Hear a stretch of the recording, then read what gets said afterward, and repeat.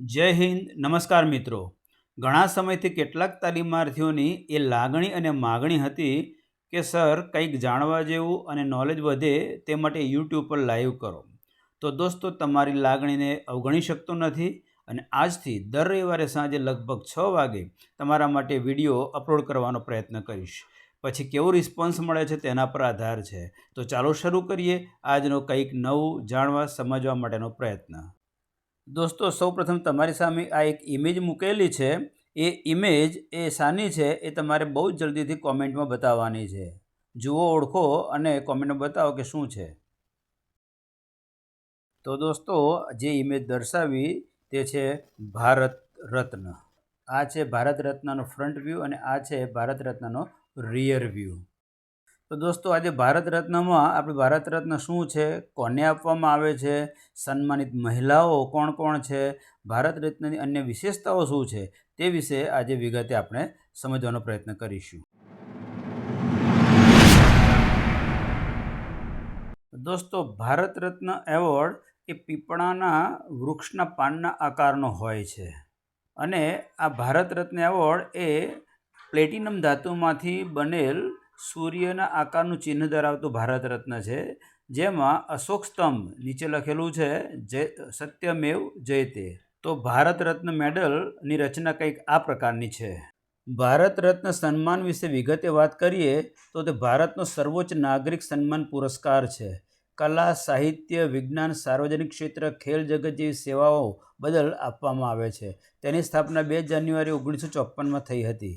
વધુમાં વધુ 3 વ્યક્તિઓને આ સન્માન એક વર્ષમાં આપવામાં આવે છે, પરંતુ વર્ષ 2024-25માં સંશોધન કરી 5 મહાનુભાવોને આ ભારત રત્નને સન્માનિત કરવામાં આવ્યા હતા. તે વિશે વિગતે આગળના વિડીયોમાં વાત કરીશું. સામાન્ય રીતે ભારત રત્ન કોઈ ભારતીય નાગરિકને આપવામાં આવે છે, પરંતુ અત્યાર સુધીમાં 3 વિદેશી મહાનુભાવોને પણ આ એવોર્ડથી સન્માનિત કરવામાં આવ્યા છે, જેમાં શ્રી મધર ટેરેસા 1980માં મેસિડોનિયાના વતની હતા. ત્યારબાદ ખાન અબ્દુલ ગફાર ખાન 1987માં પાકિસ્તાનના મૂળ વતની. અને ત્રીજા છે ડૉક્ટર નેલ્સન મંડેલા. 1990માં એમને ભારત રત્ન એવોર્ડ થયો, દક્ષિણ આફ્રિકાના હતા. આ ત્રણેય ભારત રત્ન સન્માનિત મહાનુભાવોની જો વાત કરવામાં આવે તો સૌપ્રથમ મધર ટેરેસા. તેમનો જન્મ 26 ઓગસ્ટ 1910માં કેથોલિક સાધ્વી હતા અને એ મેસેડોનિયામાં થયો હતો. તેઓ 1950માં કોલકાતામાં મિશનરીઝ ઓફ ચેરિટીની સ્થાપના કરી હતી. આમ તો તેઓ મૂળ હવે ભારતના જ હતા, ભારતની નાગરિકતા એમણે હાંસલ કરી હતી. તેઓ ભારતમાં કોલકાતા જે છે શહેર, એમાં એ કાર્યરત હતા. તેમની સંસ્થાનું નામ હમણાં કહ્યું એમ મિશનરીઝ ઓફ ચેરિટી હતું, જે આજે પણ વિશ્વભરમાં માનવ સેવા માટે કામ કરે છે. માનવતા માટેના તેમના અસાધારણ કાર્યોને લીધે તેમને 1979માં નોબેલ શાંતિ પુરસ્કાર આપવામાં આવ્યો હતો. ભારત સરકારે પણ તેમને 1980માં દેશનો સર્વોચ્ચ નાગરિક સન્માન પુરસ્કાર ભારત રત્ન નવાજ્યા હતા. તેમનું અવસાન 5 સપ્ટેમ્બર 1997. ત્યારબાદ ખાન અબ્દુલ ગફાર ખાન. તેમનો જન્મ 1890માં થયો હતો. એ ભારતીય સ્વતંત્ર સંગ્રામના અગ્રણી નેતા અને મહાત્મા ગાંધીના ઘનિષ્ઠ મિત્ર હતા. અહિંસા અને શાંતિમાં તેમની અતૂટ શ્રદ્ધાને લીધે તેઓ સરહદના ગાંધી તરીકે પણ ઓળખાતા હતા. તેમને 1987માં ભારતનો સર્વોચ્ચ નાગરિક પુરસ્કાર ભારત રત્ન એનાયત કરવામાં આવ્યો. ખરેખર જોઈએ તો તેઓ પ્રથમ વિદેશી નાગરિક હતા જેમણે ભારત રત્ન સન્માનિત કરવામાં આવ્યા હતા. ત્રીજા છે ડૉક્ટર નેલ્સન મંડેલા.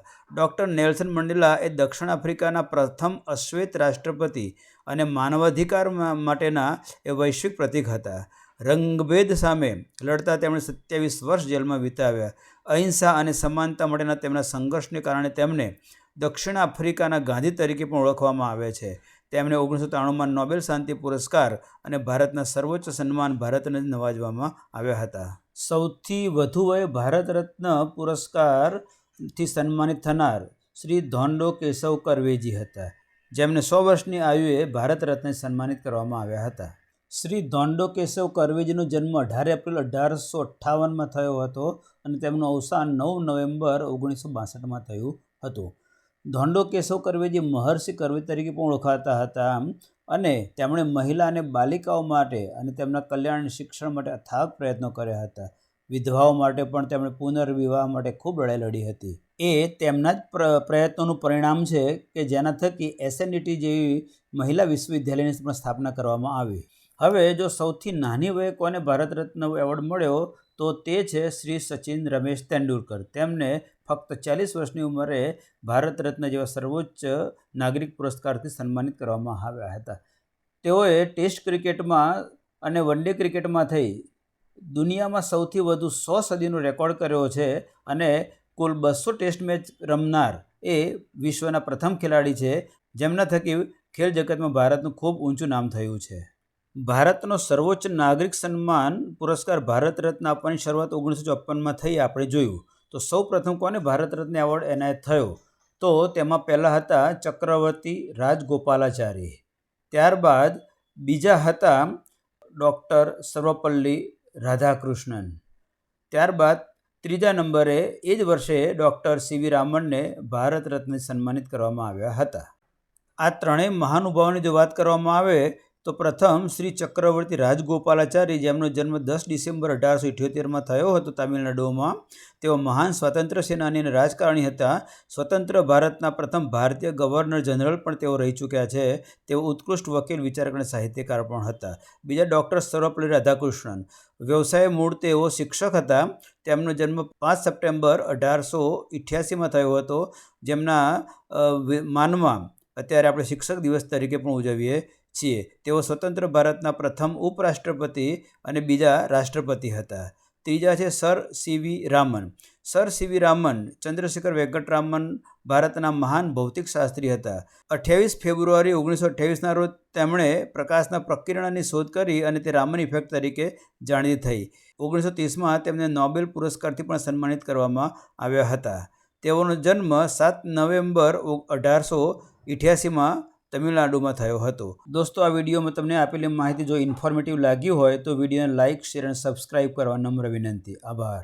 દોસ્તો, સૌથી છેલ્લે ભારત રત્ન 2024માં આપવામાં આવેલા હતા 5 મહાનુભાવોને, જેમાં પ્રથમ હતા શ્રી કર્પૂરી ઠાકુર, બિહાર, બીજા હતા LK અડવાણી, દિલ્હી, ત્રીજા નંબરે હતા શ્રી PV નરસિંહ મહારાવ, તેલંગાણા, ચોથા નંબરે શ્રી ચૌધરી ચરણસિંહ, ઉત્તર પ્રદેશ અને 5મા નંબરે શ્રી MS સ્વામિનાથન, તમિલનાડુ.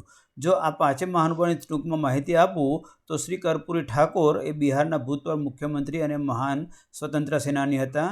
શ્રી લાલકૃષ્ણ અડવાણી, જેઓ BJP ભારતીય જનતા પાર્ટીના સ્થાપક, તેઓ 2002થી 2004 સુધી 7મા નાયબ વડાપ્રધાન પદે રહી ચૂકેલા છે. PV નરસિંહ રાવ, જેઓ ભારતના 9મા વડાપ્રધાન તરીકે રહી ચૂક્યા છે અને તેઓ બહુભાષી રાજનેતા હતા. તેઓ લગભગ 16 ભારતીય ભાષાઓ અને વિદેશી ભાષાઓ જાણતા હતા. ચૌધરી ચરણસિંહ, જેઓ એક ભારતીય મહાન રાજકારણી અને ભારતના 5મા વડાપ્રધાન હતા. તેમને ખેડૂતોના મસીહા તરીકે પણ ઓળખવામાં આવતા હતા. છેલ્લે 5મા MS સ્વામિનાથન, તેમણે ભારતમાં હરિયાળી ક્રાંતિના જનક તરીકે પણ ઓળખવામાં આવે છે. દોસ્તો, હવે જો વિગતે માહિતી આપું તો ભારત રત્ન અને નોબેલ પ્રાઇઝ આ બંને એવોર્ડ મેળવનાર જે મહાનુભાવ છે તેમાં શ્રી CV રામન, મહાન વૈજ્ઞાનિક ભારતના, 1930માં ભૌતિક ક્ષેત્રે તેમને નોબેલ પ્રાઇઝ અને 1945માં ભારત રત્ન એવોર્ડથી સન્માનિત થયેલા. મધર ટેરેસા, તેમને 1979માં શાંતિ માટે નોબેલ પુરસ્કાર મળેલો, 1980માં ભારત રત્નથી સન્માનિત થયેલા. અને મહાન અર્થશાસ્ત્રી એવા અમર્ત્ય સેન, જેમને 1998માં નોબેલથી સન્માનિત થયા અને ત્યારબાદ 1999માં તેમને ભારત રત્ન એવોર્ડ સન્માનિત કરવામાં આવ્યા હતા. ભારત રત્ન વિશે જો વધુ માહિતી આપવામાં આવે તો અત્યાર સુધીમાં, જ્યારથી શરૂઆત થઈ ત્યારથી અત્યાર સુધીમાં 2024 સુધીમાં કુલ 53 ભારત રત્ન મહાનુભાવોને એનાયત કરવામાં આવ્યા છે. તેમાં 20 ભારત રત્ન મરણોપરાંત આપવામાં આવેલા છે. સુભાષચંદ્ર બોઝ, જેઓ મહાન ભારત સપૂત હતા, તેઓ ભારત રત્ન સન્માનિત થયેલા 1992માં. પછી તેમને પાછું લેવામાં આવ્યો કારણ કે એનો કોઈ પુરાવો નહોતો કે તેઓ હયાત છે કે નહીં. કુલ 53 ભારત રત્નમાંથી 5 મહિલાઓને પણ ભારત રત્નથી સન્માનિત કરવામાં આવે છે. તેમાં શ્રીમતી ઇન્દિરા ગાંધી 1971માં, શ્રી મધર ટેરેસા 1980માં, શ્રી અરુણા અશરફ અલી 1997માં, શ્રી MS સુબ્બાલક્ષ્મી 1998માં અને શ્રી લતા મંગેશકર 2001માં. ભારત રત્ન એવોર્ડના સાઇઝ વિશે જો વાત કરવામાં આવે તો તે તામ્ર ધાતુમાંથી બનાવવામાં આવે છે. તેની લંબાઈ લગભગ 5.8 સેન્ટીમીટર, પહોળાઈ 4.7 સેન્ટીમીટર અને જાડાઈ 3.1 મિલીમીટર જેટલી હોય છે. ભારત રત્ન એવોર્ડ 26મી જાન્યુઆરી ગણતંત્ર દિવસે રાષ્ટ્રપતિ દ્વારા રાષ્ટ્રપતિ ભવનમાં એનાયત કરવામાં આવે છે. ભારત રત્નમાં સૌથી અગત્યનો મુદ્દો છે કે તેમાં બેનિફિટ એટલે કે ફાયદા શું છે. તો ભારત રત્ન જેને મળે છે તે મહાનુભાવને રાષ્ટ્રપતિના હસ્તાક્ષરવાળું પ્રમાણપત્ર એનાયત કરવામાં આવે છે. પીપળાના વૃક્ષનું પાન આકારનું સન્માન ચિહ્ન મતલબ કે મેડલ જે આપણે ચિત્રમાં જોઈ રહ્યા છે એ આપવામાં આવે છે. સ્ટેટ ગેસ્ટનો દરજ્જો મળે છે. ડિપ્લોમેટિક પાસપોર્ટ એટલે કે એમને એરપોર્ટ ઉપર સીધો જ પ્રવેશ મળતો હોય છે. એર ઇન્ડિયાની ફ્લાઇટમાં એક્ઝિક્યુટિવ ક્લાસમાં જીવનભર મુસાફરી ફ્રી હોય છે. રેલવેમાં પ્રથમ શ્રેણી ફર્સ્ટ ક્લાસ કોચમાં આજીવન મફત મુસાફરી. સરકાર તરફથી સલામતી પણ પૂરી પાડવામાં આવે છે, સિક્યુરિટી. સરકારી કાર્યક્રમોમાં ગેસ્ટ તરીકે આમંત્રણ પણ આપવામાં આવે છે. સૌથી અગત્યનું છે કે ભારત રત્ન એવોર્ડમાં કોઈપણ પ્રકારની રોકડ રકમ આપવામાં આવતી નથી. મરણોપરાંત ભારત રત્ન એવોર્ડ એનાયત થયેલ મહાનુભાવોનું લિસ્ટ.